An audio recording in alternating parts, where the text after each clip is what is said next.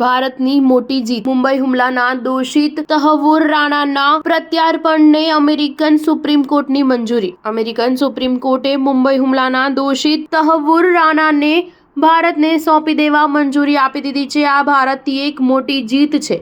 કોર્ટે આ મામલે દોષિત જાહેર કરવા સામે કરાયેલી રિવ્યુ પિટિશન પણ ફગાવી દીધી હતી. ભારત અનેક વર્ષોથી પાકિસ્તાની મૂળના કેનેડિયન નાગરિક તહવ્વુર રાણાના પ્રત્યાર્પણની માંગ કરી રહ્યું હતું. તે 2008ના મુંબઈ હુમલા મામલે દોષિત છે. ઉલ્લેખનીય છે કે 26 નવેમ્બર 2008ના રોજ મુંબઈમાં થયેલા શ્રેણીબદ્ધ આતંકવાદી હુમલામાં તેની સંડોવણી હતી. તહવ્વુર રાણા પાકિસ્તાની મૂળનો કેનેડિયન બિઝનેસમેન છે. મુંબઈ પોલીસે 26/11ના આતંકવાદી હુમલાના સંબંધમાં પોતાની ચાર્જશીટમાં તહવ્વુર રાણાનું નામ સામેલ કર્યું હતું.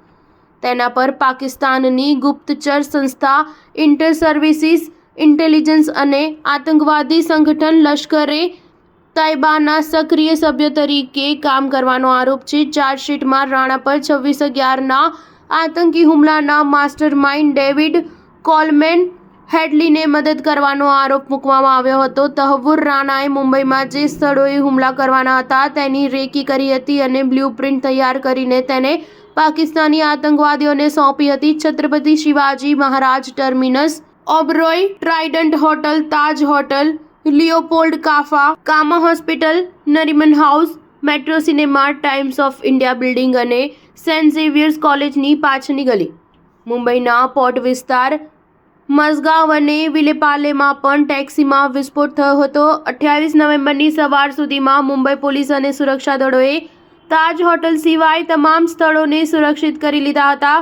તાજ હોટલમાં છુપાયેલા આતંકવાદીઓનો સફાયો કરવા માટે નેશનલ સિક્યુરિટી ગાર્ડ્સની મદદ લેવી પડી હતી.